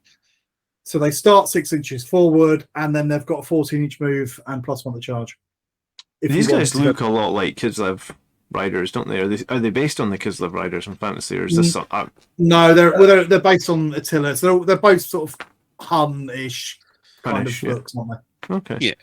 the initial inspiration was there. What I was going to say is that the major downside on this is going to be the price of the actual physical monetary value of buying 10 of these new. It's going to cost you some. We don't know what the cost is yet because they've not been announced. I don't think. One assumes they'll be in 3s, and 3 will be 35 or 40 quid. Well, no, they'll be in 5s. I think you can only take a minimum of 5 in a unit. Really? Okay, fair enough then. I'll double check that. Just looking at the thing while it's in front of me. Yeah, units for 4 tonight. So yeah, 5 to 10. So it'll come in a unit 5. So it'll probably be 35 or 40 quid a box. Yeah, if it's 5 minimum and they're cavalry, they're going to be. Yeah, they won't be cheap. They're It'll cool. be the same as cool. Dawn Riders for Lumineth, which is the same sort of price. Cool. All right. So they're really powerful. Considering it's not normally considered a combat melee army. No, it just adds something new to them, doesn't it? Yeah, it does. So they're really good. The last thing, I think, one of the last things, the lemon rust, the standard lemon rust. Now, there's a couple of different variants. All the variants are not bad, except for the executioner, which is a bit shit because it's just got an auto cannony, lots of shots. It's not enough shots. It's not enough damage. It just doesn't really matter out anywhere. Right. But your standard lemon rust, all the guns cost the same now. You don't pay extra for them. You just pick the variant you want. I've picked out a couple here that I think are probably the best. And that is the Executioner, which is the plasma cannon armed one, which if you fire non-overcharged, you've got D6 plus 3 shots, strength 7, AP minus 4, damage 2, or you can overcharge it for damage 3 and strength 8. Now, the reason I think this is better is because you lose a point of strength on a battle cannon, which is now strength 9, but you gain 2 points of AP. Yeah. And that bit of flexibility. I have a question, please. Go on. Do they still have Armour of Contempt? No, it's my question. No, they do not. Sorry, battle cannon's only strength 8 as well. So apart from the fact that you can do a mortal wound to yourself, they're flat better than a standard battle cannon. Okay, so they don't have Armour of Contempt as written in the Codex. They do not have Armour of Contempt. They do, however, have Toughness 8 and 2-up save. So that's come across from the 2-up save has come across from the balanced data slate. Yeah. But Armour of Contempt has not. Fair They can, however, take Go on. I was going to say, it makes the Gladiator, the Space Marine Gladiator that I've been running for 200 points with 1 less toughness and 1 less save look pretty crap considering it's 50 points more. They're pretty crap. You heard it first. Gladiator Reapers are shit. John said so. But you can pay 5 points for armored tracks, which means you ignore AP1. You ignore the AP from AP1 weapons. That's minor on a toughness 8 vehicle, I feel Yeah, like. but it means it's slightly harder to chip it to death. Hold on. Ignore AP1. Does that mean weapons that are AP1 get ignored and AP2 weapons that don't? are AP1 become AP0. Weapons that are AP2 stay AP2. Brilliant. Okay, cool. Okay? I think it's worthless though, honestly. Yeah, totally. But it means lasguns can't shoot you to death. Yeah, so it does mean that some light things aren't going to chip damage you quite so But easily. you only wound it on 6s anyway with light fire, really. Yeah, or things like Gatling guns and other anti-infantry things. It means you've got to shoot it with an anti-tank weapon. Sure. Yeah. So yeah. This also affects melee as well. Anyway, the other option that I think could be quite good, it probably isn't, but it's for shits and giggles, is the Vanquisher, which finally, after all these years, works like an anti-tank gun. So you only get 1 shot, but it is strength 14. It is AP minus 5. It is damage D3 plus 6 and an additional D3 mortal wounds. And you don't get to take invuln saves against it. So it's a railgun. It's not quite as good as a railgun. It's basically a railgun. Railguns get actually flat 3 mortals. Okay, fine. Cool. But it's one-shot syndrome. You're only hitting on a 3. You only get 1 shot. But you can give it an order to hit on 2s, right? Yeah. Why would you not? Why would you not give it that? +1 to hit. And 1 more AP, so it's AP minus 6 with no invulns. Why not? It's going to be a little bit swingy. Now, it comes with some cheap stuff. It doesn't come with sponsons, but sponsons are 5 points a pop. If you want to stick a couple of heavy bolters on there or whatever. Yeah, so you can put sponsons on it fairly cheap and stack it up a bit, or you can run them nice and naked. Can I ask a dumb question? Go on. You said heavy bolters are 5 points. Yes. Why are they 15 points on ball predators? That's a dumb question. Let's move on. Okay, just thought I'd throw that out there. You know what the answer is. We all know what the answer is. Well, because I have to play an army that I just have to accept that I'm a new player and I'm not good at it. Or John, my guns are 10 points more expensive. When have you ever run a Bold Predator? Well, what if the bowlers were 5 points? Moving on. Yeah, it's got other things. You can put plasma cannon sponsor in there, cost 10 points and things like that. But you get discount sponsons on it. The base cost is slightly higher than it used to be. They're all now 150 points. Okay. They include your whole heavy bolter, but you get cheaper sponsons now on them. Cool. Which is quite nice. So moving on then, the Baneblade itself. Now I've said Baneblade, but actually most of the variants are all right. I like the Baneblade because I find it's kind of a nice halfway house. It's not quite just an anti-tank night killer. It's not an anti-infantry gun. It's got a nice balanced profile. Yeah, it's versatile enough to take on most things. You can use it against most things. You got toughness 9, you got 30 wounds, you got 2 up save. Your Baneblade cannon, it's a heavy 3d6, which remember you can use that complicated way to mean that the target counts as double the number of models as it actually does, so you can get big blast on that unit of Sanguinary Guard. Ooh. Nice. So 3d6 blast, strength 9, AP -3, damage 3. Yeah. It's got a demolisher cannon. It's a demolisher cannon. There's nothing fancy happened. It has not got the fancy chaos demolisher cannon, which is D3 + 3 damage. I think it's D6 + 2, but yeah, it didn't get it. I guess. Number of shots as well, if I recall. Yeah, it's the same as demolisher cannon we get. And then it's got a couple of las cannons. You comes with a set of sponsons built in, which means you can't run it without sponsons anymore, which is going to annoy a few people who have got theirs built without sponsons. And then you can buy an extra set if you like. The sponsons come with heavy flamers, but you can swap them for heavy bolters, which you probably would. And is that a lot cheaper points-wise? Because it feels pretty decent. 430? 30 points, I don't think is bad, especially with the ways that you can buff it. And what I'd always want to run one of those, I think. I think it's not bad. What was the points cost of a Baneblade before? I think it was pretty similar to that, but it wasn't quite as good as it is now. Okay. Damage per point, the Lemon Ross is superior to the Baneblade. It's got more durability per point and it's got more damage per point. The beauty of the Baneblade is you're concentrating a lot of firepower into one unit. So you only got to buff one thing, which can be quite powerful. Now, you will note that I haven't included the Rogal Dawn. The Rogal Dawn is the new tank, and it's not bad. It's a good tank, but I just don't know when I would take it. Okay. Because if I want to bring a big boy, I'm probably going to bring a big Baneblade. And for the points, Rogal Dawn battle tank costs 250 points, I think. Let me just double check that. It costs 250 points base.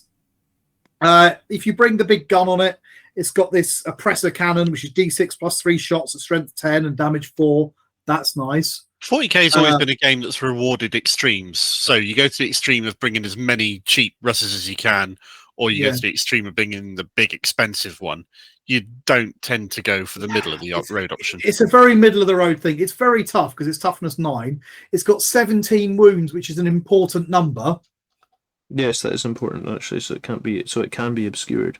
So it can be obscured, which is useful. It's a good tank. It's not a bad choice. You are not doing yourself a disservice by bringing one.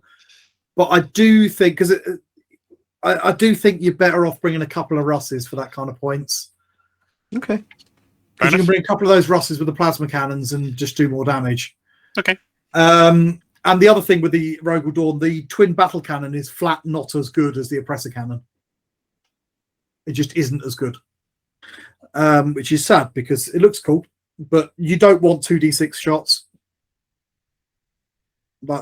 Or you could have d6 + 3 that are better. Okay, cool. So yeah, that's the Baneblade. And I think that's all of them. Now, one more cheeky little one that jumped out at me, and that's the Aegis Defense Line. You've got one of these, haven't you, Mark? Oh yeah, absolutely. I've like more than one. So the Aegis Defense Line gives you light cover if you're behind it. It gives you heavy cover if you're behind it. It's got the defense line keywords, which can come in handy for some interactions. It is defensible. This is where it gets clever. Each time a range attack is allocated to a model while it is receiving the benefits of cover from this terrain feature, worse than the armor penetration characteristic for that attack by 1. It gives Armour of Contempt to everybody behind it for 40 points. Nice. So is that basically the guard terrain piece? It is now, it seems, because of course it used to be generic terrain piece for everybody. What does an Aegis defense line look like? Sorry, Mark. Google it. It's going to be easier than me trying to describe it because it's downstairs and I'm upstairs, and I'd have to go away. It's just those like little barricades. It's those Imperial Guard barricades, John. Oh, I remember those. They're like sections of concrete barricade, and you get two, you get a couple of 2s and a couple of 1s, and you get to make. Rumor has it that there is a new version of it coming out because there's some people have done some. It was in one of the pictures you showed earlier. Yeah, it's people done some pixel peeping at that, and the Aegis defense line in that does not look like the one you could buy. No, it absolutely didn't. It did kind of ruffle me up. So, but we've not had any kind of announcement about it.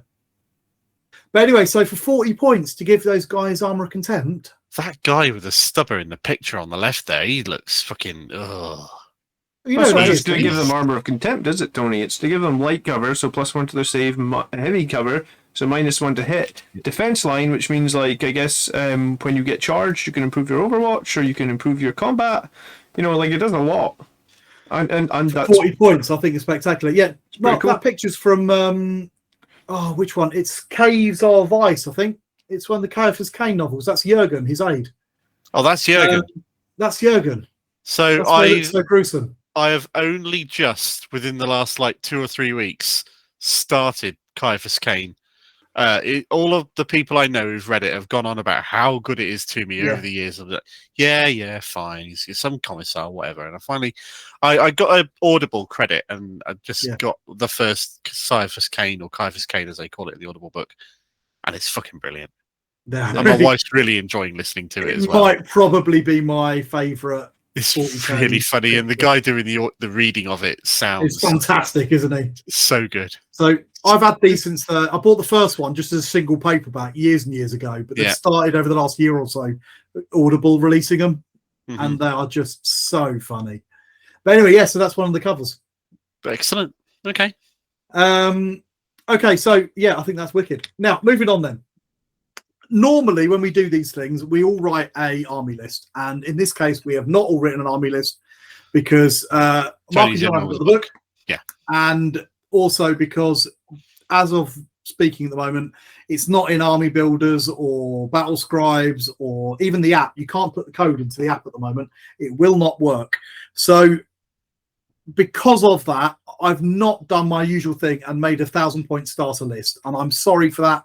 You can all shoot me now, but I've not done that. Instead, what I've looked at is a couple of different ways, more philosophies to build your army. Perfect. Down a bit of a theme. Okay, so here's my first theme that I think could be quite good. And this is building a Mech Guard list. Now, Mech Guard has always been cool, but now I think it can be cool and quite good. Because you take mechanized infantry, which means you can disembark after moving from a vehicle, and armored superiority, which means that your vehicles count as multiple models. You then take 6 Cadian shock troop squads with a melter gun and a plasma gun in each one, because they're free, but you can only take one of each. Okay. Yeah. In chimeras. That'll cost you 900 points. You then take a Vanquisher tank commander with the veteran commandeer upgrade, which allows you to take the sharpshooter doctrine, which is 1 free reroll to hit, which is fairly handy when you've only got 1 shot because you're a Vanquisher. Okay, that's the railgun gun. Yes, the railgun gun. Yeah. Okay. You then take an executioner, which is the plasma one, with the steel commissar upgrade, which means that it can order mechanized orders as well as your Vanquisher can. And Perfectus orders, which means you can issue orders to all of those infantry. Okay. For the fallback and shoot and things like that. You bring Lord Solar Leontus to buff your shit. Right. And then you spend the rest of the points on whatever you fancy, really. A big artillery brigade or a load of Lemon Russ executioners, whatever you fancy. But what you've actually got now is 6 fairly cheap but very quick, because they're in fairly quick transports, units that can hop onto an objective, hop out, obsec that objective with 10 bodies, plus a tank, which is another 5 bodies. The tank could be obsec if it wants to be. And then all you're doing really is you're taking secondaries like boots on the ground, which so in a competitive game, you're denying your opponent from gaining any primary points, because every turn you just stick another squad of stuff with obsec onto their objective and contest it and probably steal it.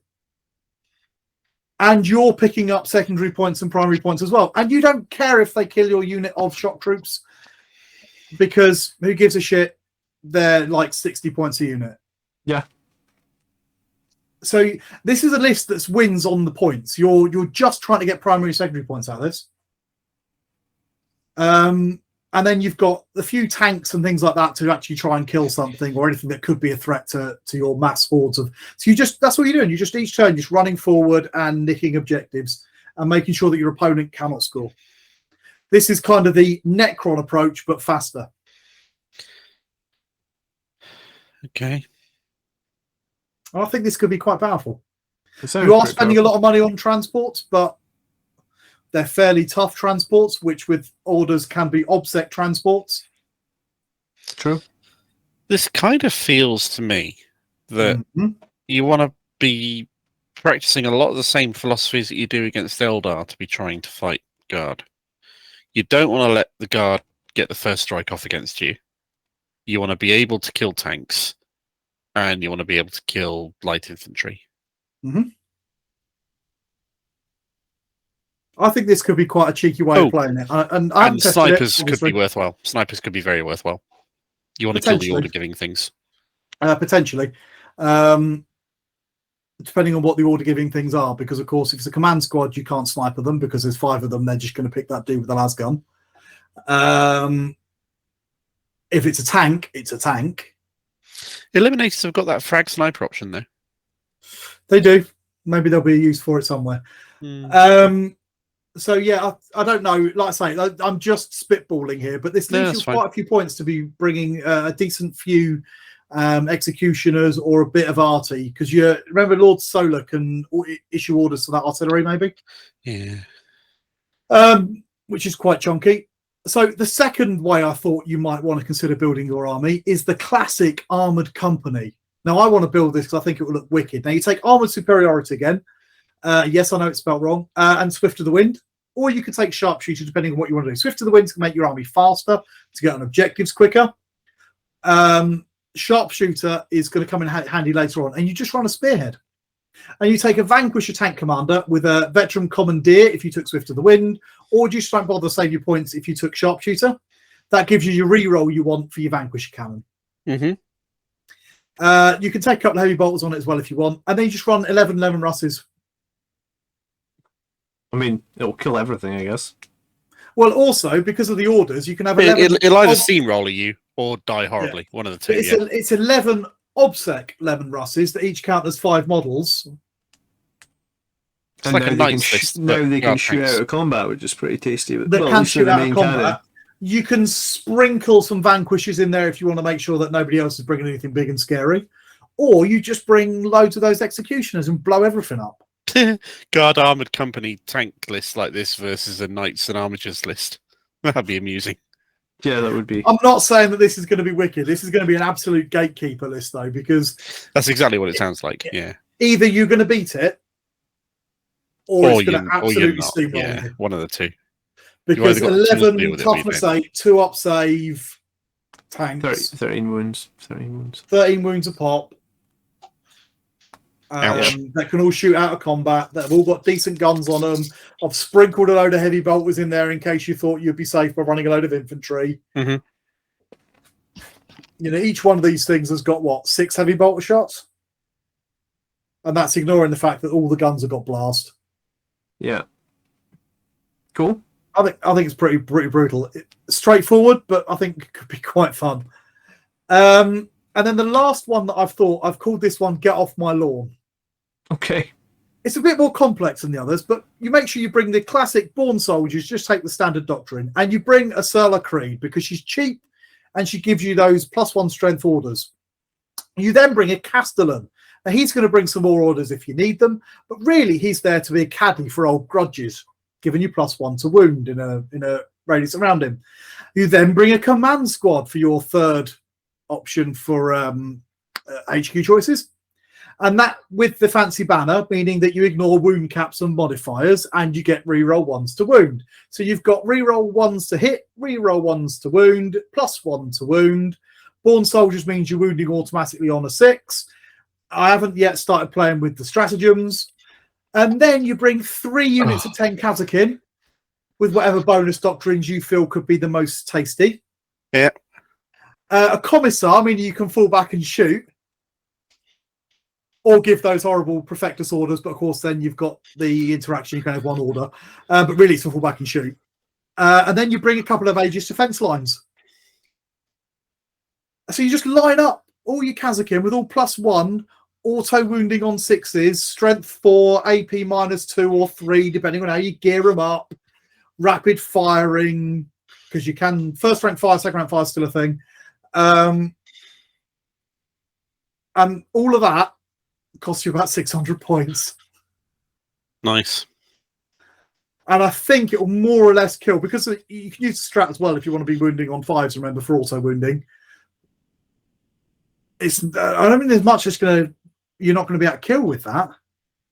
Just with sheer volume of fire that auto wounds, and because you've all got sort of AP 2 or 3.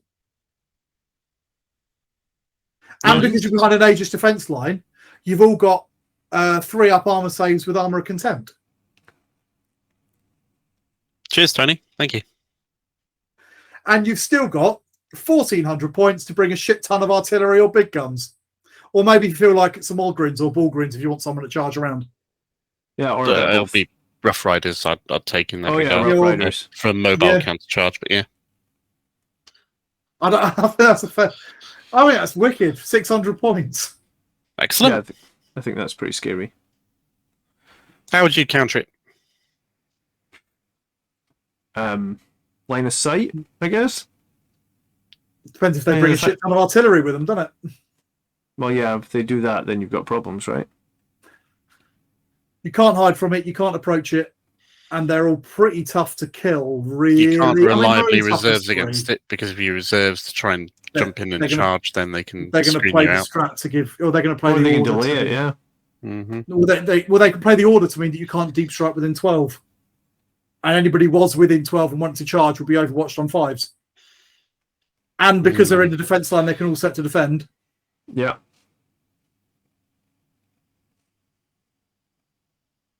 Great. I think you cry.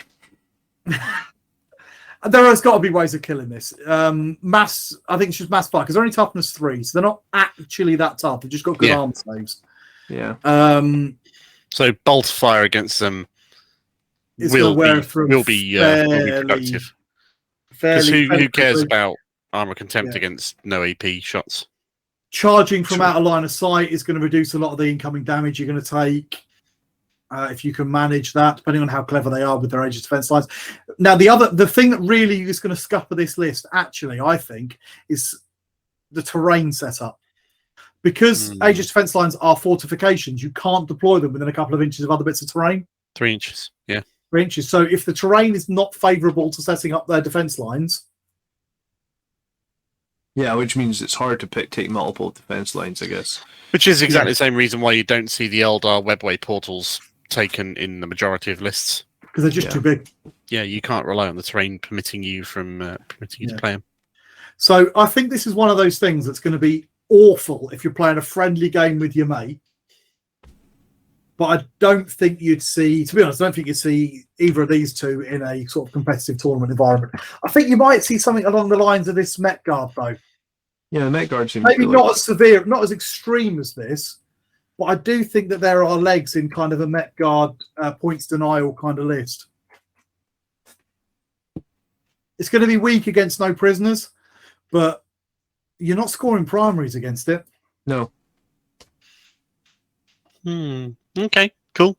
I'm not sure. Go on. So seems like a pretty good breakdown of the codex, even though you've only had it a little while, Tony. So thanks for that. I'm sorry I didn't write any proper army lists, but I just haven't had time to build some really good stuff yet. The And I unit need you're to place- charging, the unit you're charging behind a defense line can't overwatch you if you bring a whirlwind. Yeah, True. I need to see a few games and that to really nail these out. This is super early preview stuff, and I might have made some mistakes. I probably have made some mistakes, and other people will probably see some much stronger things. But you can start to feel why I think this book is so strong. The way it all stacks together is incredibly powerful. And also, let's be fair here. Guard have had the short end of the stick for fucking ages now. Yeah, they should be strong.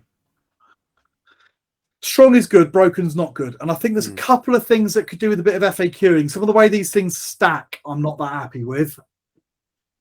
But we'll see how it plays out. Maybe I'm totally wrong and nobody's going to run them in tournaments because they're just actually rubbish. But my first impression is that this is a much more powerful book than the Votan book was pre-nerf. Okay. Cool. So last little bit then. Stuff I don't like. Possibly helped by the fact that they've got so many more units in the Votan. The Votan was obviously a brand new from scratch army. Yeah, absolutely true. There's so many complex interactions with this book that there's a few unexpected consequences, I think, rather than power by design. Whereas the Votan was just designed to be powerful. This one's powerful sometimes by doing some fiddly backward stuff. Yeah, fair enough. Like that stupid shit. I'm sure you're not supposed to be able to do that. Stuff you don't like. Stuff I don't like. The colour magenta. I know, I love the colour magenta. Where the fuck is Yarrick? Dead. No, he's not. You know, one of the most important characters to 40k in as a whole. Someone who's been fundamental since the earliest days. I've taken this picture from the 2nd edition Codex. They've just, no, we're not having Yarrick anymore.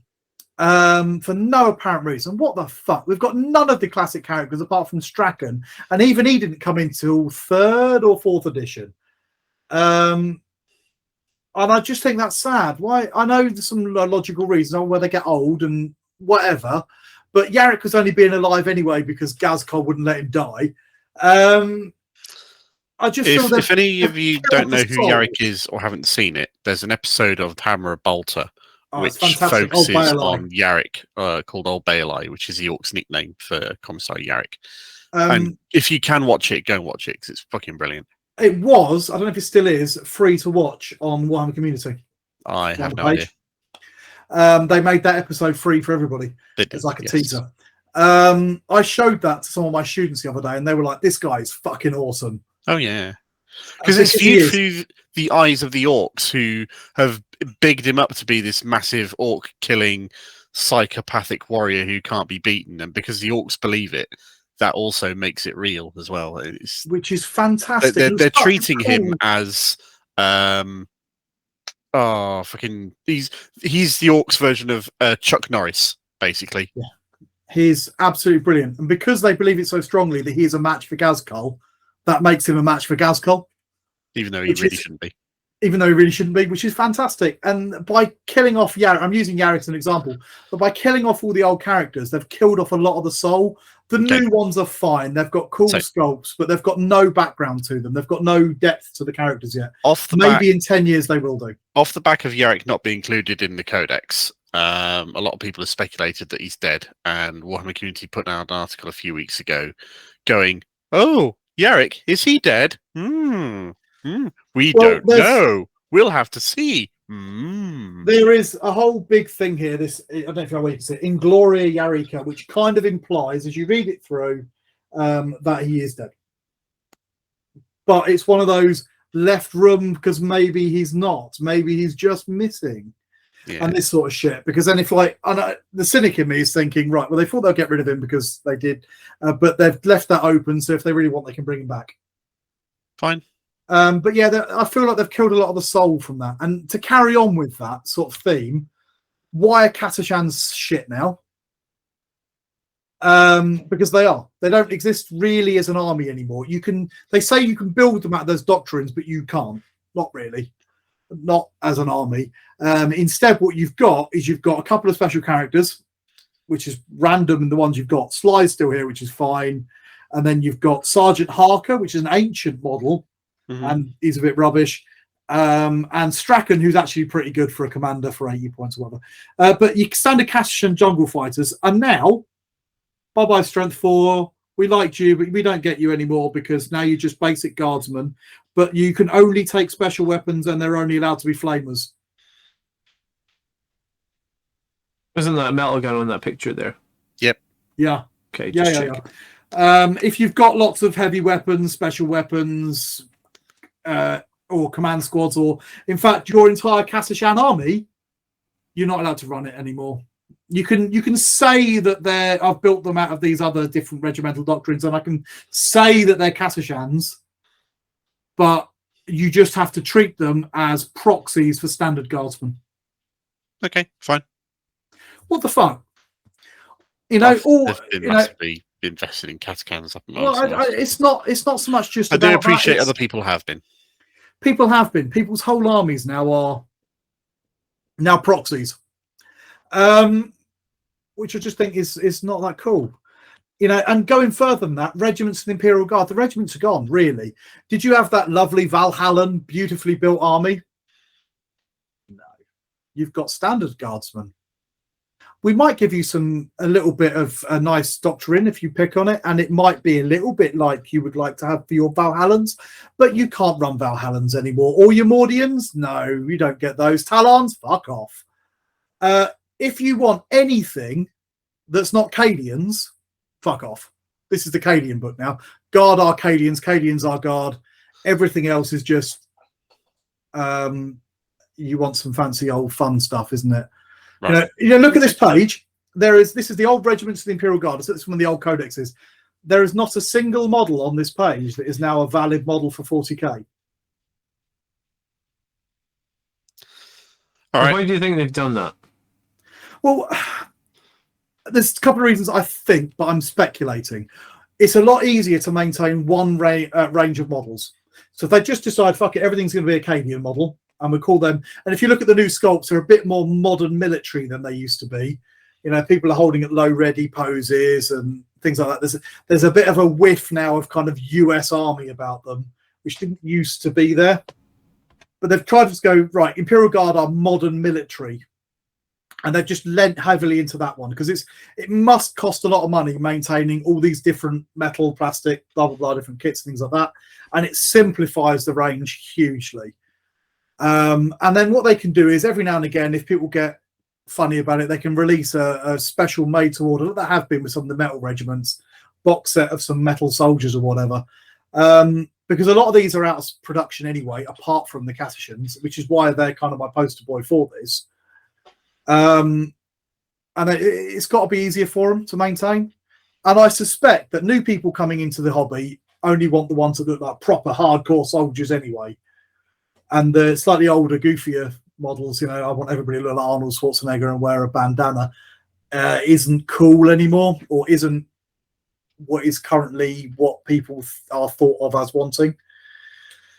And I just think that's really sad, because they used to be so characterful and so flavorful. This is an incredibly powerful book, but it really is quite soulless. And I think that's sad. I really think that's sad for people who've been collecting for years. You know, Mark and I went to Warhammer World and we were looking at all those beautiful displays of all of the Imperial Guard. And this is how Imperial Guard are. And they're all different and they look fantastic. And that's all gone. Not, you know, you can still make the models and things like that, but it's gone from a tabletop perspective.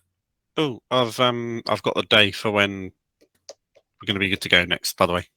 Wicked. We'll talk about that later. We'll put a post up right. For going back to Warhammer World. Anyway, so that on that really quite melancholy note, because it is melancholy for me, because it just made me sad. You know, I've been a Guard. I used to be much more of a Guard player, but I've loved Guard for years. I've got a Cassashan army because the whole army of Rambo and cover them in jungle shit from fish tanks, which is fun. And that just made me really sad. So that's kind of the downside. Powerful army, bit soulless. Okay. All right. So I think that's the end of it. And it takes us to Pile of Glory. So let's all cheer up a little bit now I've had my rant.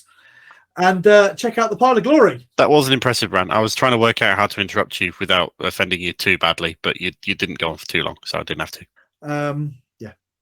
I couldn't get away with not mentioning that at all. It's too important, I think, not to. I normally try and focus on the positives, but cheers for the overview. Got a few ideas on what to potentially do about it, maybe, or at least to prepare to face it.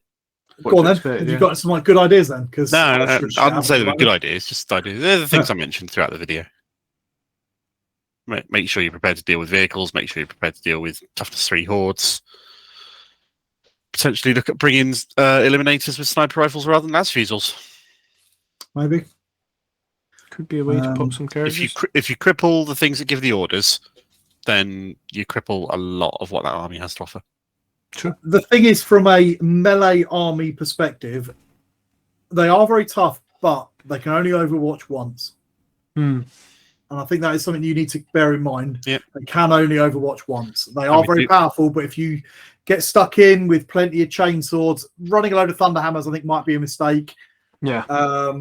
And we do have tools to negate a little bit of Overwatch and fight stuff and things. So I think going in there with chainswords and bolters is probably not a bad shout. And then make sure you've got something you can deal with those tanks with. Cheap squad at Death Company will rip fucking through them. Yeah, absolutely. And I think that's the sort of way you want to probably lean for this. But again, I'm speculating because we haven't played the games yet. Yeah, fair. What about you, John? What do you think about the whole thing? I think chainswords are pain craze. I was going to say, Death Company chainswords is going to be useful. I always find if a guard player is really smart and they screen all their tanks, it's very difficult anyway.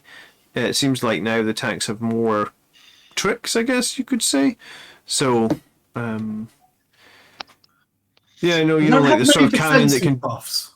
No, they've got a lot of offensive buffs, and they've got a lot of manoeuvring. A bit of transhuman here or there. I think it's going to be tough for us. I think they could be more vulnerable than they appear on paper. I reckon they're going to come into the meta watch 55% win rate. There's my huge prediction. Yeah, not 70% like Chaos Flamers. I'm loving how broken that was, right? Yeah. What percent do you think they would come in? I reckon closer to 60. Okay. Yeah. I'd go 60, 65. Let's see then. I think they're partially you've got the raw power, and partially you've got this is a new army. People need to figure out what to do about them. Mm-hmm. Yeah. Okay. They might settle back a little bit, but they do seem very strong at the moment.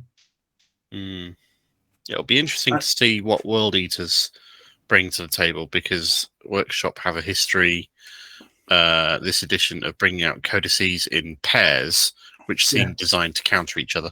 There is a lot of rock, paper, scissors, and I think sometimes people forget that a little bit, because like my army is shit against them, so they must be overpowered. Well, yeah, maybe, but then they're shit against that army, and there is a lot of that going around. We found that earlier on in the edition with things like Custos and Tau and things like that. Custos were great into Blood Angels, but they were shit into Tau. And you take all comers as best you can, but you've also got to rely on some luck and who you're going to face on the day. Yeah, true. All right, is it time for the pile of glory? I think it is. So, John, tell us what the last thing you're going to paint for the next 6 months has been. Which is really annoying because I was really close with these guys. I think this photo was taken just before I'd done all the armor washing.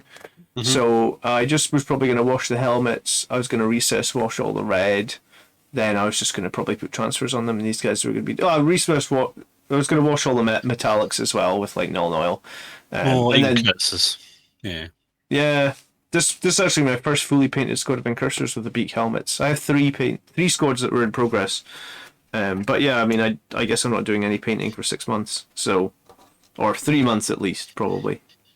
So that'll be fun. So enjoy my last painted thing for a while. The one thing that was really annoying is I did get the 2 thin coats paint to try. Yeah. Okay. From Duncan Rhodes, which is apparently. So this one is Demon Red, so it's supposed to be basically Evil Sun Scarlet. Mm-hmm. Doesn't look super like it when you put them side by side. But I mean, that's the Duncan Rhodes color palette that he shared on his website, and I also got another box of Death Company to do Thunderhammers. Nice. They literally arrived probably about the same time I brought my arm, so that was great. I'm looking forward to trying out those 2 thin coats paints. I haven't bought any of them yet. I've got the TT Combat Paint's coming next year to test out for the. I thought you forsook Duncan Rhodes and everything he stood for after he released Slapshot. No, I forsook his channel. I unsubscribed from his channel, and then I clicked on the little button that says "Do not show me stuff from this guy again." But that doesn't mean his product's bad, does it? You know, Right, okay. I've got Artist Opus paintbrushes, and I did see that they were talking about Slapshot at one point. Fair enough, you just hate Slapshot. We get it. No, I don't hate Slapshot. I hate the name, and I hate the fact that, like, the presumption that it's just a marketing gimmick and people pretending it was something new rather than something that everyone's been doing for years. Good, because you wouldn't want to have clickbaity bollocks. You wouldn't want to have to boycott Element Games. That'd be bad. Yeah. Because we get kickback if you buy anything from them. Anyway, yeah. So we've been over that anyway. So but I'm looking forward to trying that. I always like to try new paints. I've got the I bought in the Black Friday sales the complete range of Darkstar metallics as well. Oh, fuck's sake. Of course you did. To try out properly. You know what I'm like with paint. We do know what it is. I love paint. I love just all the brand. I love trying new paints. I get really excited when I've got a new paint to test on something. Excellent. Okay, so we'll move on then. Mark, Awesome. that doesn't look very miniaturesy. No, it's not. I've done fuck all new miniatures building and painting in the last couple of weeks. I've been to my first ever Blood Bowl tournament, which was good fun. I drew 2 games and lost 1.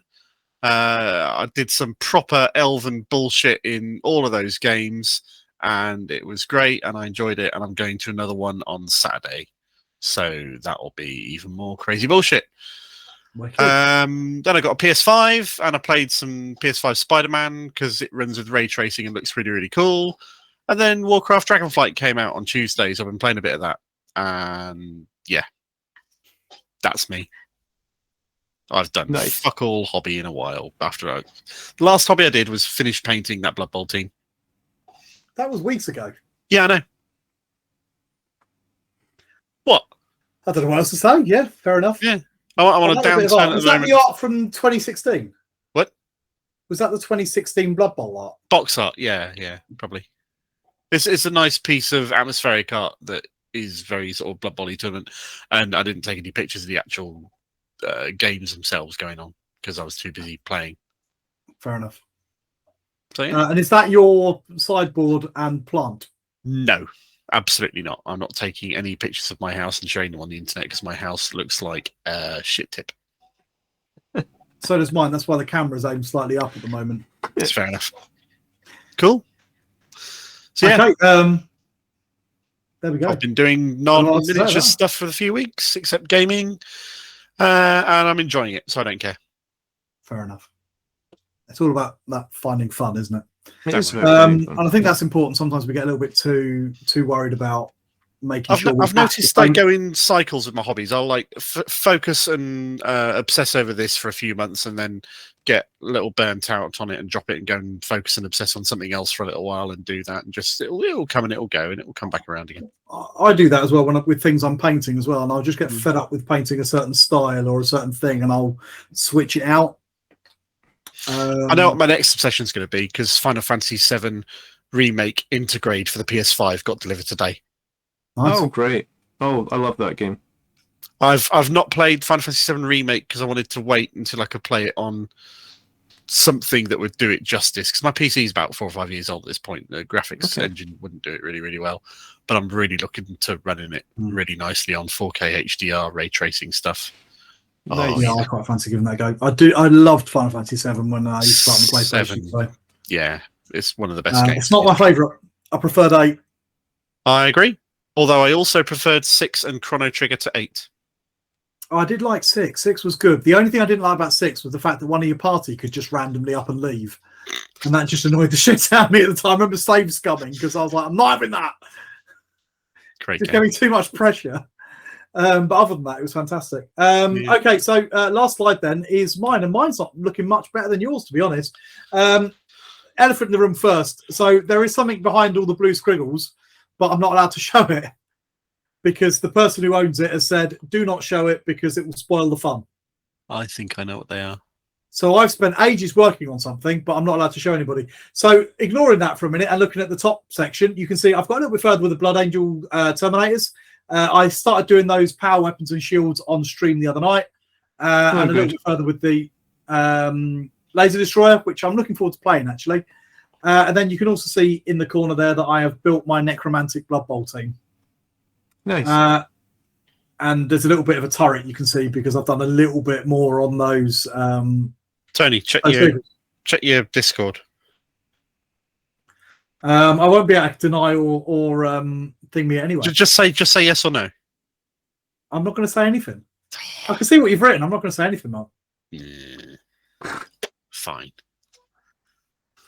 So, because it will spoil the fun. Okay. And okay. I've been asked not to show it. All right. So where's the troll? Yeah, that's what the troll was on it last week or last time. He was, but if I'm honest, he's still undercoat. I haven't done anything. Fair enough then. I need to get those other dudes, the redacted ones, finished by Christmas, and that's taken up a lot of my time. Okay. And I haven't got a lot of free at the moment, so I haven't got anywhere. And then that's that, really. Awesome.